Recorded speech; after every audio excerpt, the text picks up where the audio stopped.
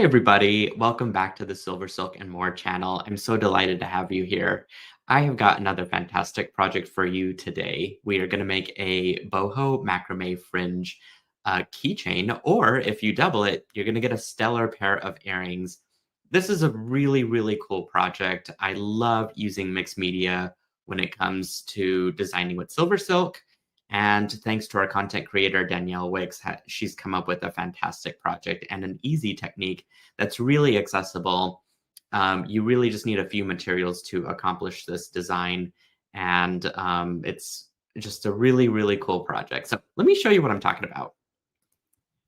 So the key takeaways from this beautiful keychain design is that the silver knitted the silver knitted leather chain is a great foundation for macrame, which we're just going to really use a couple of two beginner-friendly knots for this design.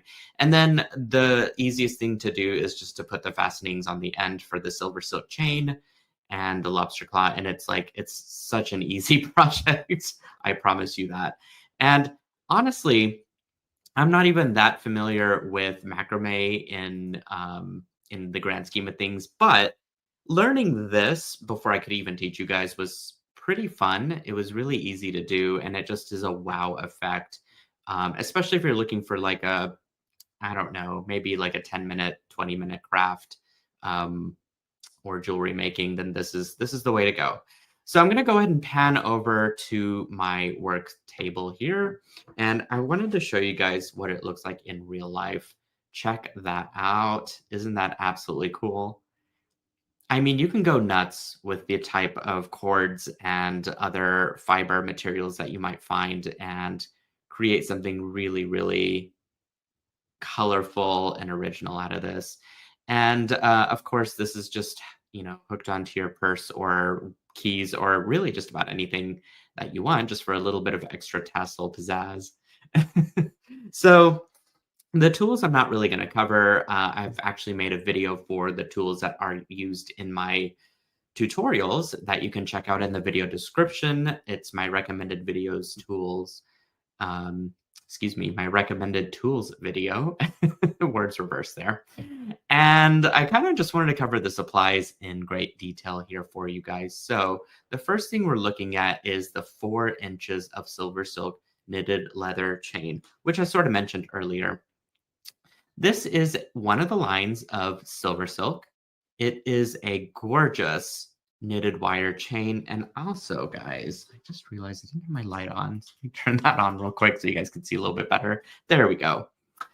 It is one of the 7 lines that I carry of SilverSilk. It has a metallic leather cord that's about 2.5 millimeters running through the center. And then over that is a beautiful knitted chain made with wire that's as thin as human hair. And it takes 6 needles to knit this all the way around for this beautiful, detailed, seamless look. And it's so just ritzy and high-end, in my opinion, especially because of that gold wire, and adds that perfect attention to detail and extra texture to any design, really, that you're trying to craft and make with jewelry making. In this case, of course, it's a keychain, but I really love the leather knitted chain because of how structured it is. It doesn't have a whole lot of drape to it. And so if you're using it to bead on with wire, or in this case, macrame, and I've done quite a bit of wire wrapping with it, even for bead weaving, it just makes an excellent little frame or hoop or shape that you want to retain. That way you have a base to create your design over. So it's wonderful for that. And I'm looking forward to creating even more projects with Danielle using leather knitted cords. Right now, we've only got about 7 or 8, probably about between maybe 8 and 10, I think, actually, base colors. But I'm wanting to actually expand out the color line quite a bit. Leather cord comes in a ton of different colors, and the wire comes in a ton of different colors too. And so the possibilities of combining those into different combinations is just, it's mind-blowing, really. But it's really about getting the right color too. So I'll quit talking about that, and I'll give you guys a preview of these end caps. This is a double-strand end cap. You know that it's silver silk because of the stamp. It does have 5 layers of plating, which makes it tarnish resistant and gives it its beautiful polish. It's got channels on the inside that grapple onto whatever you're putting inside and crimping, which, by the way, you just take a pair of chain nose pliers or flat nose pliers and squish it over your chain when you are good to go. We'll be doing that in actually step 1. And it's phenomenal how all of my findings are actually plated the same across the board, including my lobster claw and jump rings. So I definitely highly recommend them just to stock up because they're exquisite findings. I can't say enough about them. All right, and then finally 4 10-inch links, which I've sort of got a ruler here that's half covered up, of this amazing braided cord. It is a cotton cord, and it comes from a company called Tangles and Knots, and it comes on a card like this. Let me see if there's nothing on the back. But there, I'm just going to flash what it is. Ocean, which is really fitting for this. Beautiful blues and yellows. That yellow, in fact, picks up really well on the gold of the chain. So I don't think this match could have been any better. So you'll need 4 of those cut into 10-inch links. And the other thing is if you don't want to make a keychain, and let's say that you want to make an earring instead, here, you can actually just hook earring wires onto the double-strand end cap and forego using the lobster claw clasp. So something to think about. Or, I mean, you could just make a bunch of these and, of course, make your purse match your earrings, and it's just this is your adventure, however you want to do it. Have everything match, which I'm actually an advocate for, so I say go for it. Alrighty. The first thing we want to do is sort of fold this in half, just not so aggressively, but you kind of want your teardrop to be shaped as such, just nice and long, and then bring those 2 ends together, and then grab your double-strand end cap and begin to fit your chain right up into those channels. Might be a bit of a tight fit, but that's actually a good thing. Okay, make sure that wire is all the way inside. And then I'm just going to grab my wide nose pliers and I'm going to give this a pretty good squish. If you've got a little bit of wire sticking out on the sides of your finding, you can always trim those down.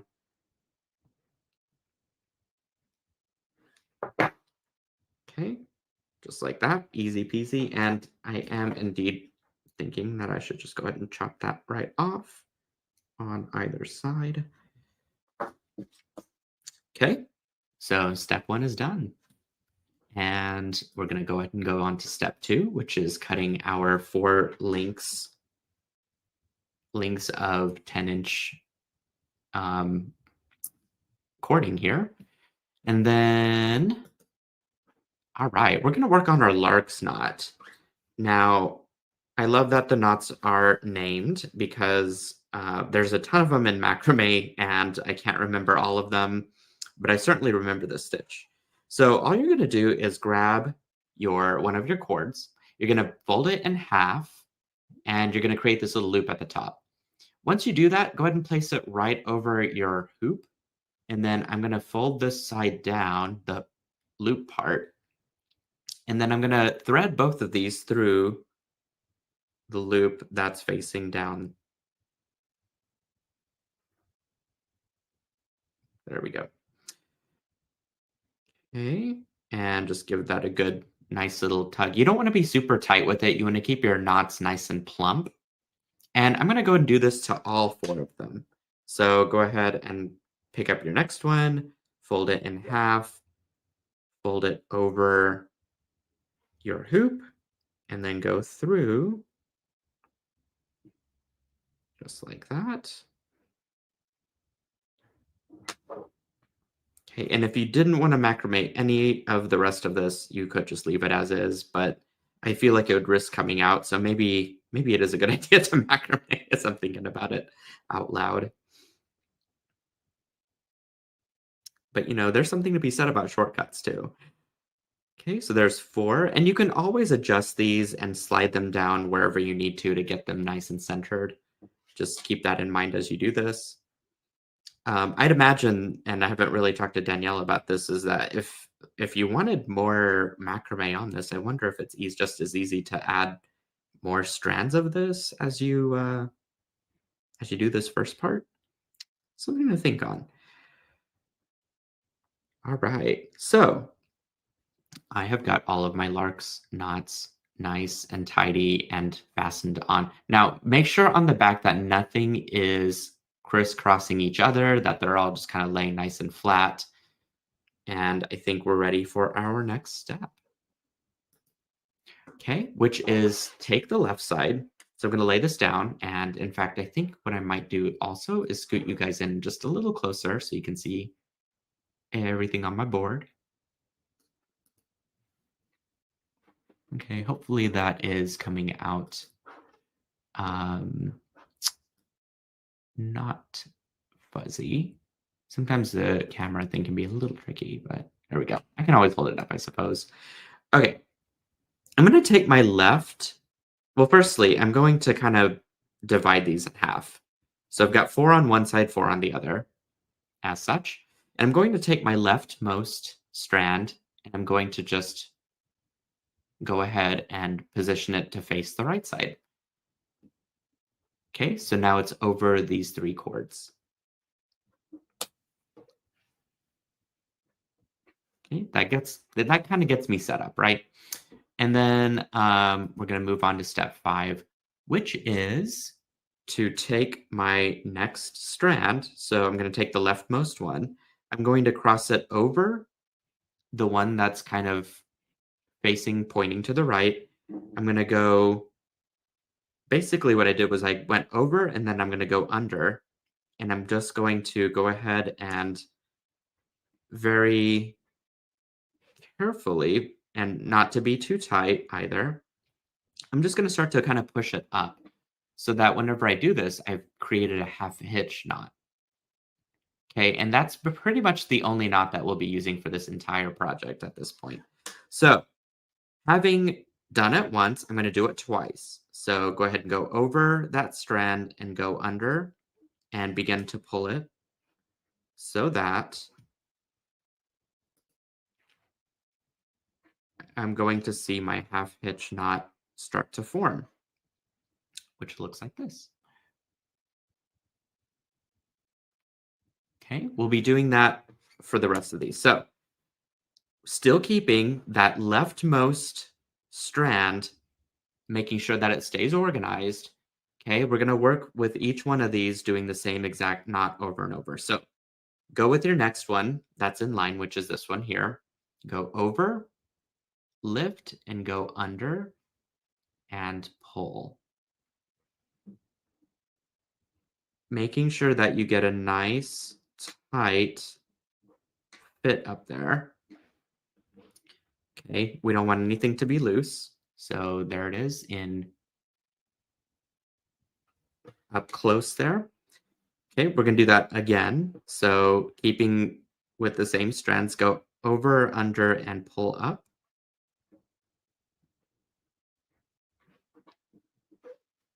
And finally, we're to our center one, which is here. Okay, so over, under.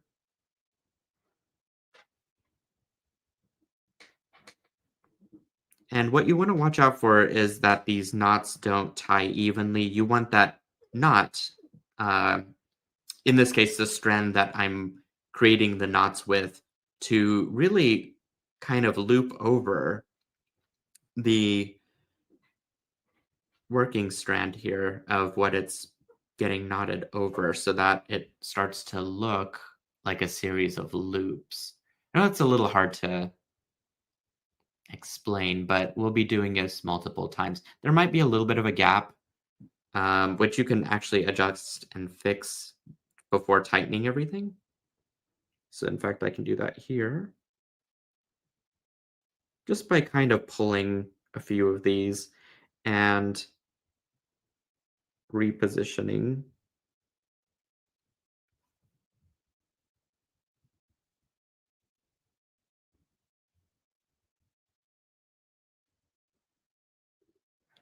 Okay, there we go. Nice and plump, and I've got all of those other strands pretty much wrapped around that center one, which used to be the leftmost one. So now we're going to do this exact same thing again, but we're going to do it from the right side to the left. So, in fact, I think I can move down. Yep, on the next set of directions here. So take a look at the illustration, and we're going to go ahead and do that to this side. So we'll pick up our rightmost strand, and we're just going to go ahead and position that to be right over the three of these. Then I'm going to take my next most right one, go over and under, and pull it right up. Okay, over, under, pull it right up. Remember not to be too tight. We want to keep these nice and plump. Okay, and then just work your way down. We got this next one here, which you just go over, under, pull up. Okay, you see how these are twisting? And what we don't want it to do is twist. We want it to actually do a loop over, whoops, hit my camera there. What we want it to do is to do a loop over it.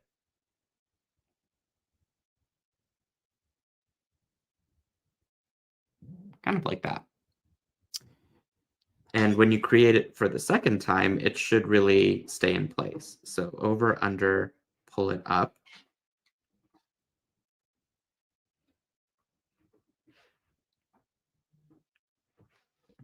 And finally, our last one here. Let's get these others out of the way. We're going to go over. And remember that rightmost strand has to be over any of the working strands that you're making the loops with in order for this to work. So just make sure that this is starting on the bottom, but then you go over and under as you pull up. Okay, one more time, over and under, pull up. If you need to tighten anything at this point, now's the time to do it.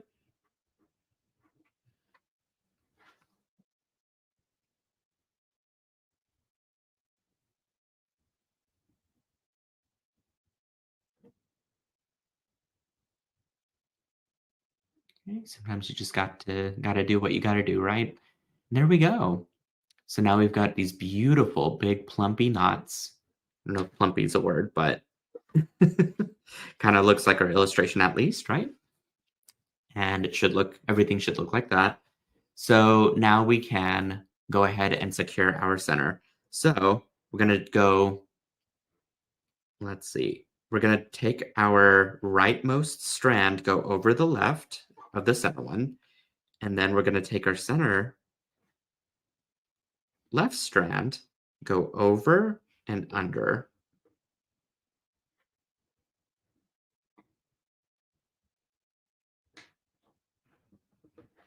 Okay, one more time, over and under, which sort of finishes everything out to be nice and secure. As you can see, it really is difficult to tell where it begins and ends, and that's really what you're looking for. So that whenever you kind of push all these down, it creates this beautiful little diagonal design. And of course, you can go back through and adjust anything that you need to. If you need to pull anything, make it tighter and whatnot.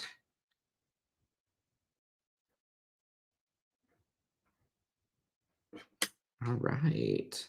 So that looks really good.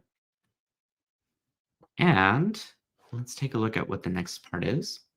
Oh, we're going to take all of our cords because now it's all knotted up and ready to go. And we're just going to cut evenly on everything. And you can kind of decide the length of the fringe you want here.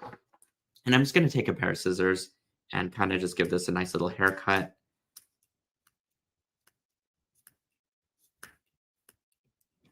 Note that I'm not good at giving haircuts, but you guys get the idea.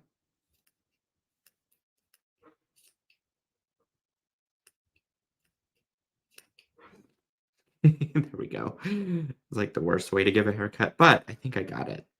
I will also add that in case you're worried about the ends fraying, because they kind of do a little bit, it's enough to hold them in place at least. So if you don't put anything on it, it's fine. But you can actually use some Aleene's tacky glue to, or possibly even Elmer's glue, which Danielle might roll her eyes at me for saying that out loud on camera. But um, I think any sort of like a lightweight glue that dries clear, and you can kind of just barely graze the tips of these at the end to make sure that they don't fray anything extra is probably not a bad idea, especially if you're just looking for a little bit of extra security with your design, because we don't want this coming apart, obviously.